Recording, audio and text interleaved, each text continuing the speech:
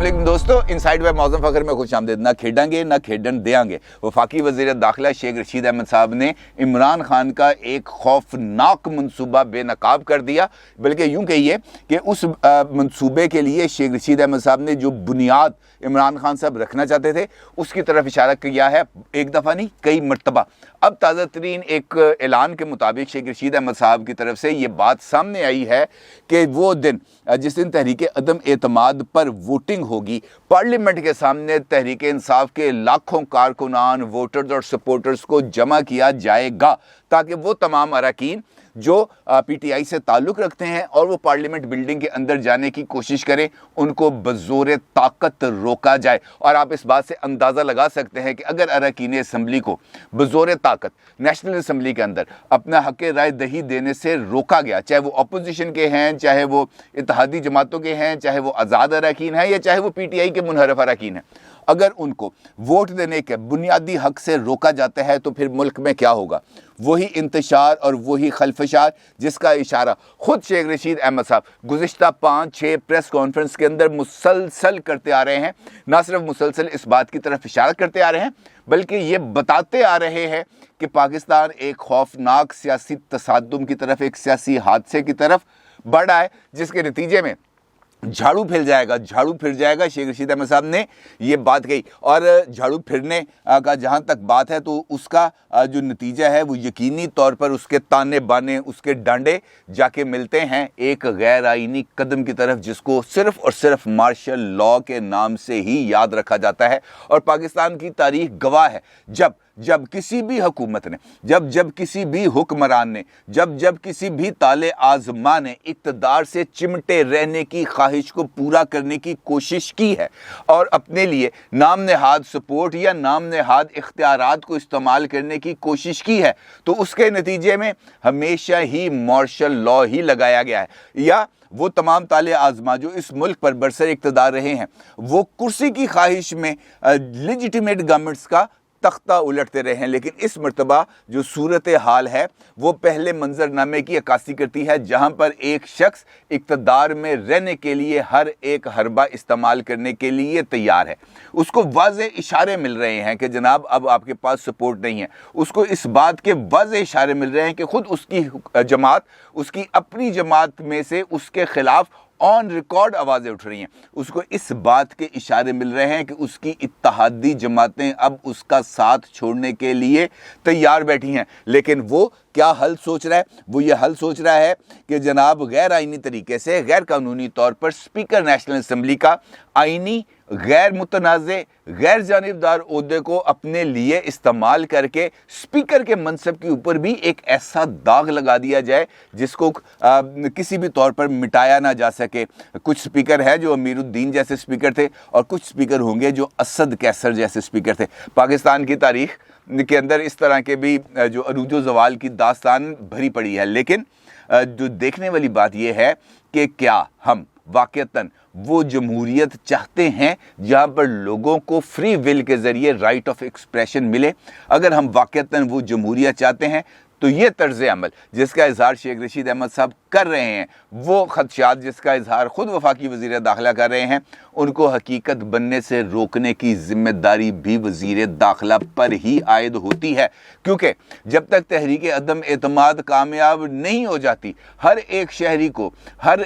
शहरी को जानो माल का तहफ़्फ़ुज़ फ़राहम करना उस मनसबदार का तकाजा है जो उस मनसब पर फाइज है। ये मनसब शेख रशीद के पास है और ये शेख रशीद की ही जिम्मेदारी है कि वो हर रुकन असम्बली को, हर एक शहरी को जो उस वक्त तक, जब तक वो वजारत के ऊपर मौजूद हैं, उनके लिए जो जानो माल है उनकी चादर और चार दीवारी है उसके तहफ़्फ़ुज़ को यकीनी बनाए। ये कोई तरीक़ाकार नहीं है कि जनाब आप अपना धड़ा कुटने के लिए, आप अपना धड़ा सेव करने के लिए, आप अपनी कुर्सी को महफूज बनाने के लिए, आप सिर्फ अपने हल्के में से वोट लेने के लिए आप एक गैर आइनी गैर जमहूरी रवैये की सपोर्ट करें, उसका साथ दें और उसके बाद जमहूरियत के नाम पर तालियां बजाएं। पाकिस्तान के अवाम ना बेशऊर हैं, ना वो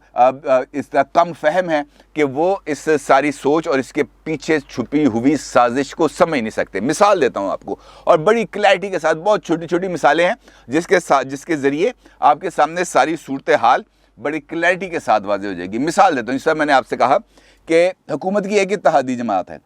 उसका नाम है मुत्तहिदा कौमी मूवमेंट। मुत्तहिदा कौमी मूवमेंट अपोजिशन की तरफ से तहरीक अदम एतमाद के ऐलान से पहले ही इस बात के खदशात का इजहार, बल्कि इस बात अपनी पार्टी पॉलिसीज़ का ये ऐलान कर रही थी कि वो हुकूमत से मुतमईन नहीं है और वो हुकूमत के साथ मज़ीद जुड़ना नहीं चाहती। अब जो MQM है उसके कई कायदीन बरमला ऑन रिकॉर्ड प्रेस कॉन्फ्रेंसेस में और राब्ता कमेटी के इजलास में इस बात का इशारा देते रहे कि हम मिडिल क्लास की जमात हैं, हमारा वोटर, हमारा सपोर्टर मिडिल क्लास से ताल्लुक़ रखता है और इस वक्त हुकूमत की बैड गवर्नेंस की वजह से जो महंगाई है वो और बेरोज़गारी है वो अब आम आदमी की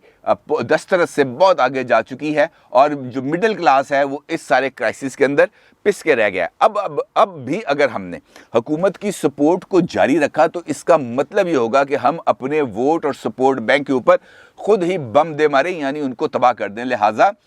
हम हुकूमत को वार्निंग देते हैं कि वो अपने इक़दामात से पीछे हट जाए। अच्छा, उसके बाद जो हुकूमत है उसकी तरफ से ये ऐलान किया गया कि हम जो है वो अपना मज़ीद वज़रा शामिल करते हैं अपनी कैबिनेट में और MQM से कहा गया कि आपके साथ हमारा एग्रीमेंट था 2 वज़ीरों का, एक वज़ीर आ गया है और हम एक वज़ीर और लेते हैं, जिस पर आमिर खान साहब जो राब्ता कमेटी के सीनियर मेंबर हैं उनकी तरफ से बात सामने आई कि जनाब ये एक वज़ारत है, इसको भी वापस ले लें, हम इस वज़ारत का बोझ उठाने के लिए किसी तौर पर भी रवादार नहीं। अब जो MQM है उसका जो बुनियादी तौर पर अगर देखा जाए तो वो सिंध की जमात है और उसके जो ज़्यादातर मफादात हैं वो वफाक से ताल्लुक़ नहीं रखता, उनका ताल्लुक़ रहता है सिंध से। लिहाजा जब ये इन हाउस चेंज का मामला शुरू होता है और ये मामला संजीदगी की तरफ जाता है तो MQM इसको अपने लिए एक मौका तस्वर करती है और सिंध गवर्नमेंट के ख़िलाफ़ जैसे ही उन्होंने बलदियाती बिल मंजूर किया उसके ऊपर चढ़ाई कर देती है और अपना जो रोल है पॉलिटिकल अपने इलेक्टोरल्स के मुताबिक वो अदा करने की कोशिश करती है। अब जब ये मामला संजीदगी की हदूद में दाखिल हो जाता है तो MQM ने तो यकीनी तौर पर यह देखना है कि उसने अपने सिंध के अंदर अपने आप को कैसे महफूज भी रखना है और अपने मुफादात को आगे भी रखना है। वज़ीर आज़म के मिलने के फ़ौरी बाद रब्ता करते हैं आसिफ अली ज़रदारी साहब से और आज मुलाकात कर लेते हैं। आसिफ अली ज़रदारी साहब से मुलाकात के अंदर MQM का बुनियादी तौर पर जो चंद मुतालबात थे उनमें से बेसिक मुतालबा ये था कि जनाब आपने ये जो सिंध का बलदियाती निज़ाम असम्बली से मंजूर कराया है इसके अंदर चंद तरामीम होनी चाहिए, इसके अंदर कुछ तब्दीलियाँ होनी चाहिए, जिस पर आसिफ अली ज़रदारी साहब ने मौके पे कह दिया कि हाँ जी ठीक है, जिस किस्म का हम आपस में बैठ जाते हैं, एक कमेटी बना लेते हैं, कुछ लोग आपकी तरफ से आएँ कुछ लोग हमारी तरफ से आएँ, बैठ कर इसको मसले को हल कर लें और अगर किसी जगह पर कोई प्रॉब्लम आए खालिद मकबूल साहब आप आ जाना मेरे पास, हम बैठ के इस मसले को रिजॉल्व कर लेंगे। उन्होंने कुछ और चीज़ें बताई कि जनाब ये मसला है, ये मसला है, ये मसला है। उन्होंने कहा जी ओके डन, आगे बताएं। उन्होंने कहा जनाब अब कोई गारंटर चाहिए हमें, क्योंकि अब तक हमने जितने भी मुआहदे किए हैं और जिस हुकूमत से किए, चाहे आप थे, चाहे PTI है, चाहे मुस्लिम लीग नून है, जो भी हुकूमत जिसकी हुकूमत का हम हिस्सा रहे हैं, हमारा जो भी मुआहदा हुआ वो मुआहदा पूरा नहीं हुआ। लिहाजा इस वक्त हमें एक ज़ामन चाहिए, क्योंकि ये ना हो कि कल आप अब वोट ले लें नेशनल असम्बली में हमसे और उसके बाद क्या निकलो यहाँ से, क्या मसला है। तो आसिफ अली ज़रदारी साहब ने कहा कि आपको किसकी गारंटी चाहिए। उन्होंने कहा जी फजलुर रहमान साहब दीनदार आदमी हैं, उनकी गारंटी दें। उन्होंने कहा जनाब आप मौलाना फजलुर रहमान साहब के पास पहुँचे, मैं उनको फ़ोन करता हूँ और वो आपको गारंटी देते हैं। वो आसिफ अली ज़रदारी साहब से मुलाकात ख़त्म करते ही मुत्तहिदा का वफ़द पहुँच जाता है फजलुर रहमान साहब के पास और वहाँ पर उनकी आपस में बातचीत होती है। इसी दौरान जो आसिफ साहब हैं, ज़रदारी साहब हैं, उनका फ़ोन आ जाता है मौलाना साहब को और बज़ाहिर इस बात का इतलात मिल रही हैं कि इन दोनों के दरमियान मामलात हैं वो हो गए हैं तय। अब ये एक, मैंने आपको बता दूं, ये एक सिंपल सी चीज़ है। इसी तरीके से काफ लीग और मुस्लिम लीग नून के दरमियान आ गया था एक डेडलॉक, क्योंकि आसिफ अली ज़रदारी साहब और मौलाना के कहने पर शहबाज शरीफ साहब चले गए थे खुद चौधरी बरादरान के घर और वहाँ पे जाकर उन्होंने बातचीत भी की थी और उनको अपने तरफ आने की और खाने की दावत दी थी, जिसको ऐन मौके पर चौधरी साहब की तरफ से माजरत कर ली गई थी और जिसका बुरा मनाया मुस्लिम लीग नून ने भी, उसका बुरा मनाया आसिफ अली ज़रदारी साहब ने भी, उसका बुरा मनाया मौलाना फजलुर रहमान ने भी, और उसके बाद चौधरियों के साथ राब्ते हो गए उनके तकरीबन ख़त्म। इस बात का एहसास हुआ जब चौधरी शुजात साहब को, तो चौधरी शुजात साहब खुद गए मौलाना के घर भी और आसिफ अली जरदारी के घर भी, जहाँ पर दोनों रहनुमाओं ने चौधरियों की जो गलती थी उसकी तरफ उनको निशानदेही की कि जनाब एक तो आपने देर कर दी, दूसरा जब शहबाज शरीफ साहब खुद चल के आ गए थे आपके घर तो आपको ये रवैया इख्तियार नहीं करना चाहिए था, आपको उनकी जवाबी दावत पर जाना चाहिए था। उसके बाद चाहे आप ना कर देते, आप कहते नहीं जी हम आपका साथ नहीं चलना, लेकिन कोई जो सियासी रवादारी है उसको बरकरार रखना चाहिए था, जिस पर जो चौधरी साहब हैं उन्होंने कहा कि हाँ आप बिल्कुल ठीक कह रहे हैं। उन्होंने कहा मैं निकर चौधरी ने बुलाना तो उसके बाद बातचीत होगी। अब चौधरी परवेज़ इलाही साहब चले गए हैं, उनकी आज रात को खाने पर मेरा ख्याल है मुलाकात है शहबाज शरीफ साहब से, जिसके अंदर और कुछ होना हो कम से कम दोनों के दरमियान जो बर्फ़ है उसके पिघलने के इम्कान है। यानी मुस्लिम लीग काफ भी किसी न किसी लेवल पर ये चाहती है कि अब यार इस मामले से आगे बढ़ा जाए। कौन डूबते किश्ती में सवार होना चाहेगा? कोई डूबती किश्ती में सवार नहीं होता सर। हर एक बंदा ये हल्के की सियासत करते हैं, इन्होंने अपने हलकों में रहना है और अपने हलकों को जो है ना उसको महफूज करना है। और ये जो है ना गली महल्ले की सियासत बड़ी मुख्तलिफ होती है उस सियासत का जिसका हम जिक्र कर रहे हैं। खैर, अब ये जो सिनेरियो है अब इसको डिफ्यूज़ करना है। अब इसको डिफ्यूज़ करने के लिए सबसे पहले कल एक फिलर छोड़ा गया। कल ये कहा गया एक इजलास के बाद जो इमरान खान साहब की ज़ेर सदारत हुआ, उसके बाद फवाद चौधरी साहब और असद उमर साहब ये दोनों मीडिया पर आए, मुख्तलिफ चैनल्स पर आए और आके उनका ये कहना था कि जनाब ये स्पीकर साहब का प्रोगेटिव है, ये उनका इस्तेहकाक है कि वो किसको वोट डालने दें और किसको वोट ये कहें कि जनाब ये वोट नहीं डाल सकता, क्योंकि पार्लियामेंट के अंदर होने वाले जो तमाम फैसले हैं वो चैलेंज नहीं किए जा सकते और स्पीकर की रूलिंग तो किसी अदालत में ही चैलेंज नहीं की जा सकती। और उसके लिए जवाज़ ये बनाया गया कि पीटीआई की पार्लिमानी पार्टी ये बात कह देगी कि जनाब हमारा कोई रुकन तहरीक अदम एतमाद पर वोटिंग वाले दिन असम्बली के अंदर नहीं जाएगा, लिहाजा पार्लिमानी पार्टी का इस फैसले की जो खिलाफ वर्जी करेगा वो नाअहल तसव्वुर होगा और एक बंदा वहाँ पे बैठा होगा, जो आएगा बंदा वो उसका नाम लिखेगा, स्पीकर को पहुँचाएगा और स्पीकर फौरी तौर पर एक डिक्लेरेशन जारी कर देगा कि जनाब इसने पार्टी पॉलिसी की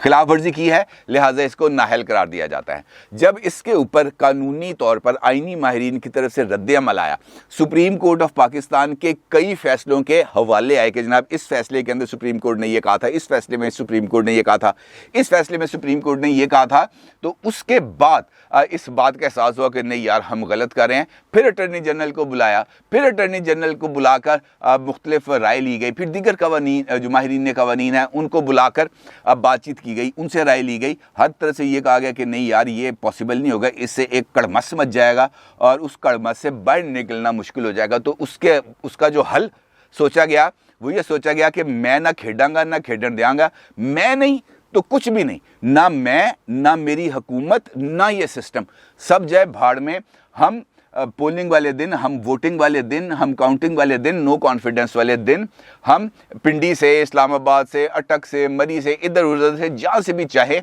हम कम से कम 1 लाख अफराद वहाँ पर जमा कर लें। और जब ये 1 लाख अफराद वहाँ पर जमा होंगे तो उसके नतीजे में कोई भी रुकन असम्बली के अंदर जाने की जुर्रत नहीं कर सकेगा, और अगर वो वहाँ पे जाएगा तो फिर उसको इसके नताइज भुगतना होंगे। और शेख रशीद अहमद साहब ने ना सिर्फ ये ट्वीट किया बल्कि प्रेस कॉन्फ्रेंस भी की, और उस प्रेस कॉन्फ्रेंस के अंदर उनका ये कहना था कि पीटीआई के तमाम अरकान असम्बली वोटिंग के रोज़ असम्बली के बाहर होंगे और जीतने के बाद हम अल्लाह ताला का शुक्र अदा करेंगे, और वो लोग जो अपने ज़मीर को बेचेंगे और पीटीआई के ख़िलाफ़ वोट देंगे लोग, यानी जो पीटीआई के लोग हैं वो इन अफराद का घेराव करेंगे, सियासी घेराव करेंगे, यानी इनका जो जीना है वो मुहाल कर दिया जाएगा। अब अगर हुक्मरान जमात खुद धमकियों पर उतर आए, खुद इस बात का इजहार करे कि जनाब अब हमारे पास आपको बज़ोर ताकत रोकने के अलावा कोई चारा नहीं है,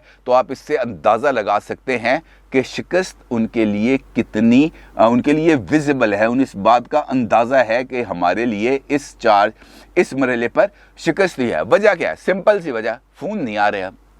यही है वो एक प्रॉब्लम कि फ़ोन नहीं आ रहे। अब कोई बंदा मौजूद नहीं है जो अरकान असम्बली को कहते हैं घरां च डक दे। अब ऐसा कोई बंदा अवेलेबल नहीं है, अब ऐसी कोई सहूलत मुयसर नहीं है। अब अगर ऐसे किसी नंबर पर फ़ोन करें तो वहाँ से जवाब आता है कि आपको मतलूबा सहूलत मुयसर नहीं है। और इसी मतलूबा सहूलत को हासिल करने के लिए कभी इधर पाँव मारे जा रहे हैं, कभी इधर पाँव मारे जा रहे हैं, नतीजा कुछ नहीं निकलना। बेहतर ये है जनाब के लोगों को अपने फ्री विल इस्तेमाल करने दें, चाहे इत्तहादी हैं, चाहे वो अपने आप के हम ख्याल अराकीन हैं। बेहतर तो यही है कि इत्तहादी ही एक मरतबा ऐलान कर दें कि जनाब हम साथ नहीं हैं, किसी को भी कोई गैर जमहूरी काम करने की ज़रूरत नहीं पड़ेगी। लेकिन अगर ऐसा हो जाता है, इत्तहादी बरमला ऐलान कर देते हैं, फिर 1 लाख अफराद को भी जमा करने की ज़रूरत नहीं पड़ेगी। फिर तो बस एक कागज़ के ऊपर दस्तखत करने पड़ेंगे और वो कागज़ होगा इस्तीफ़े का। अपनी राय का ज़रूर इज़हार कीजिएगा। आपका बहुत शुक्रिया। अल्लाह हाफ़िज़।